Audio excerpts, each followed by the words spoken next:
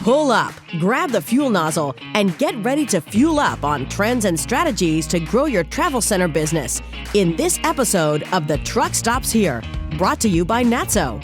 Now, here are your hosts, Amy Toner and Darren Schulte. Hello! Welcome to today's episode of The Truck Stops Here. This is your host, Amy Toner, and I'm here with my co-host, Darren Schulte. You are listening to The Truck Stops Here, Natso's podcast. Darren is Natso's... Hi, Amy. Hi! I was just going to introduce you. You're Natso's VP of membership with 30 years in the industry, and I was going to say you've stepped foot into 1,000 truck stops. Does that sound right? That sounds about accurate. Okay. Today, Darren and I are going to talk about parking lot innovation. It's something we're hearing a lot about right now. Darren, you've been encouraging Natso members to have apps, use Uber Eats, use kiosks. For years, you've been doing that. And it used to be that the impetus was speed of service, but of course now social distancing is encouraging that even more. Do you think parking lot innovation will continue to be important? I do, Amy. In fact, I would say I think it's going to become more important. There are lots of folks talking about this is going to happen or that's going to happen. And I think the reality is that none of us know exactly what's going to happen. But what I will say is there are certain things that are taking place in all of our favorite places to eat or visit or fuel. And I believe those are going to become part of the new landscape. I wouldn't call it the new norm.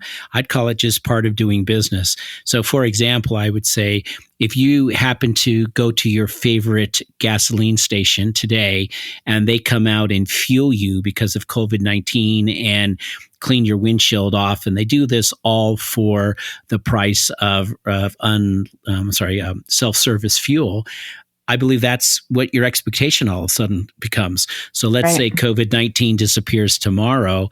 Well, your expectation is, hey, this is the norm. So, and I think that goes to our parking lots as well. You know, some members have done a really good job and jumped on the Uber Eats and the DoorDash very, very quickly. They put up signs throughout their parking lots and saying, hey, Mr. Driver, here's the telephone number for Uber Eats, or if you want something from us, please call us at this number and we'll take the food out to you. So that becomes a new type of a new standard, I would say. Okay. Yeah, I thought one of my favorite things about you is you're so good at the trends, but also you have the practical advice on how to implement them in a profitable way. So I thought we'd just look at a few of the things happening. I'm saying now, but like I said, these have been happening for a long time, and we could kind of just talk about them and see if you had any recommendations for implementing them. One thing that's very, I'll say popular, but is happening right now is curbside delivery. Do you have any recommendations on implementing it? I do. So let's say today you're a location that is doing curbside offering. You're doing that. You're bringing food or products out to the stores, either to the drivers or the car customers. Well, your store is essentially semi-shut down. So you might think today that, I can easily continue doing that once the COVID-19 pandemic kind of passes or as we get into the new opening. But I would say that's not going to be true. So if your whole store is now opening and operating, even at maybe not the same capacity it was before, those additional labor hours today that you're using to take care of the curbside, you're going to have to hire more people. You may be surprised. You may end up in a location that's doing curbside delivery and realize you have to hire 10 or 15 or 20 more people in order to keep up with the demand. So I would ask people or tell people today, if you're doing curbside delivery, think about when your store is fully operational. And how are you going to be able to manage that? And now is the time to be thinking about that, because again, today it's not, most of our stores are not super busy. So we have that luxury to think about how are we going to manage this? How are we going to execute it? How do we make it more streamlined? How do we make it a quicker process? So take advantage of this time now to think through that process versus 3 months from now when everybody is doing it. And then again, like we talked about speed, now speed's an issue, right? So someone doesn't come to your location to pick up curbside because you're not fast. So I don't necessarily know if I answered your question 100% You did. of it, but I definitely think you need to think about it now. It's a terrible situation we're all in, but in some ways there's some blessings in the fact that we can perfect curbside delivery. We can perfect delivery while trucks are fueling. We can perfect that stuff now by analyzing and looking at the processes that we're using to do that today. We've heard of several members that are using Uber Eats and DoorDash and those type of companies. Do you think that's a good idea long term? Yeah, I do. Yeah. Especially for those locations that have really good local communities. We've heard from some of our members that, they're doing $60, $70, $100 a day in Uber Eats or DoorDash. And that's money they never did before. These are like new customers because they jumped on that process. We have talked about one of our members that's done a phenomenal job in the Michigan area by servicing one of the car factories. This was pre-COVID-19, but they quickly jumped on that process. So again, if I was a member, I'd be looking at those opportunities. Maybe if they have the wherewithal, why not maybe even have your own delivery system, right? I would certainly be looking at apps, apps that allow your customers to order. Because again, even pre-COVID-19, there were people that wanted this type of stuff. Certainly after COVID-19, customers are going to be looking for that. And think about, there's some customers that are still not going to be comfortable, right, wrong, or indifferent. They're not going to be comfortable, coming into the stores. So thinking about apps, that can, they can order ahead of time. They can order once they're at your location.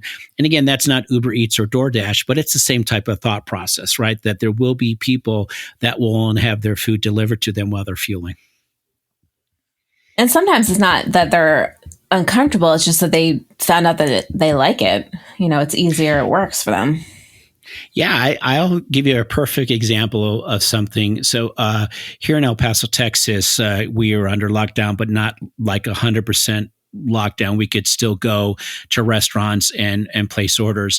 And my favorite restaurant that I like to order at, they did not have curbside ordering or anything like that prior to COVID-19. It was your traditional restaurant. You go and you have to wait in line to, because they were always full, and boom, then you get a place to sit. Well, now, because they did their curbside pickup, I will probably eat there as frequently, but I probably will not eat as frequently inside that restaurant, because now they have the ability to bring it to the curbside. And strangely enough, if they don't continue that program, I'll probably get pretty dissatisfied, because now they're forcing me to sit and wait in line. Sometimes it used to be 35, 40 minutes, an hour. And I was happy to do that because that was my favorite restaurant. Now I know they can order it. I can pick it up curbside. So if they eliminate that, I'm probably going to be pretty dissatisfied by that. Yeah, that's so true. There's a bagel store that just opened in our neighborhood, and their other one is like infamous for the 2-hour waits to get in to get a bagel. And right now you can order online. You have to order about 48 hours in advance, but I can't imagine waiting 2 hours now after knowing I could just, hit the button and then it's ready for me on Saturday morning to grab.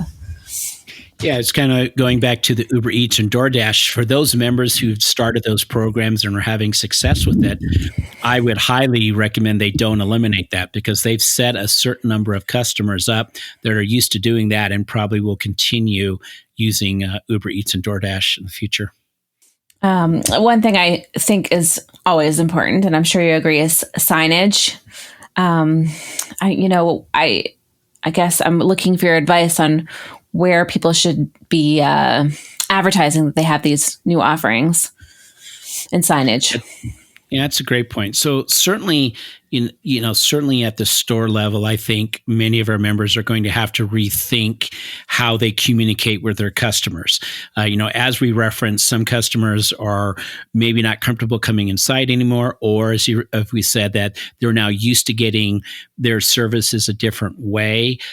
So I think, whether it be, billboard signs, whether it be, and this is the physical stuff we're talking about, on the pumps or on the building or on street signs or digital. I think digital signage, not that it wasn't important, but is even going to become more important as people are rushing. I think people, at least for the short term, will be in and out of their stores much quicker, at least for the foreseeable future, because they're trying to practice safe distancing. They don't want to be around a lot of people.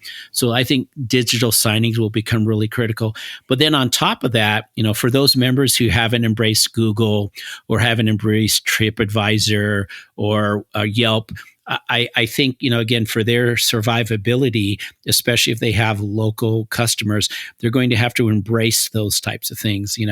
Maybe they're doing radio ads again in the old days, or maybe they start doing TV ads, or maybe it's different types of advertising to their customers than they've done before. Because some of our members have referenced, they have a whole new set of customers they didn't get before.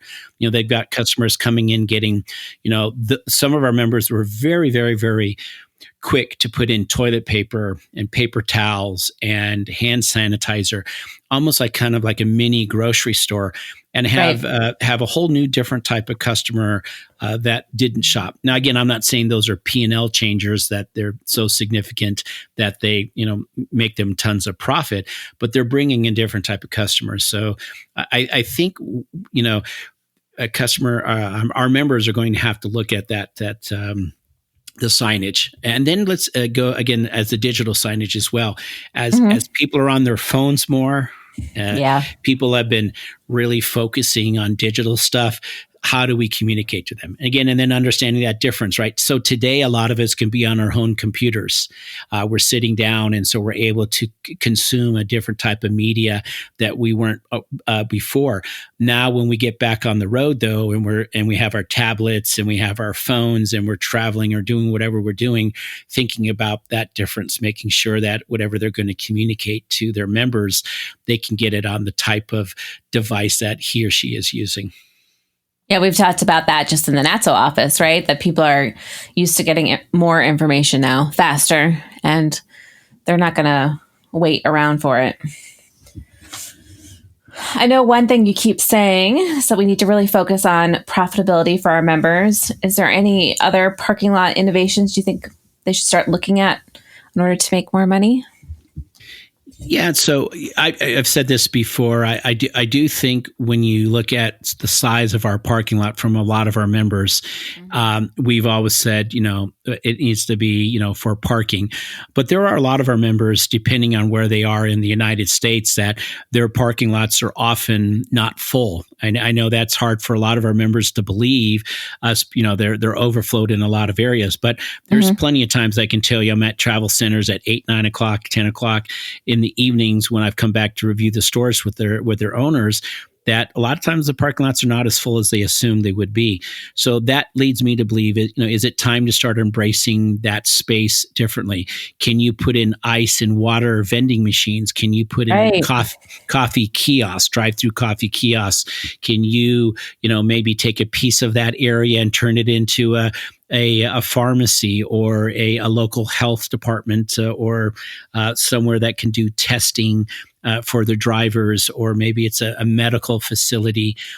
Maybe it's an opportunity to embrace food trucks. We talk about food trucks a lot.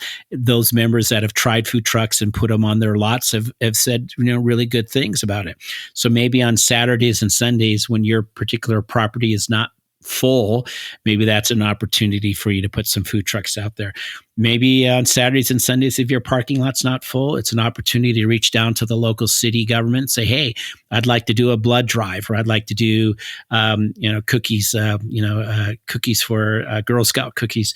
Maybe it's an opportunity to do a flea market, to take a portion of your store, of your parking lot that's not filled, and throw some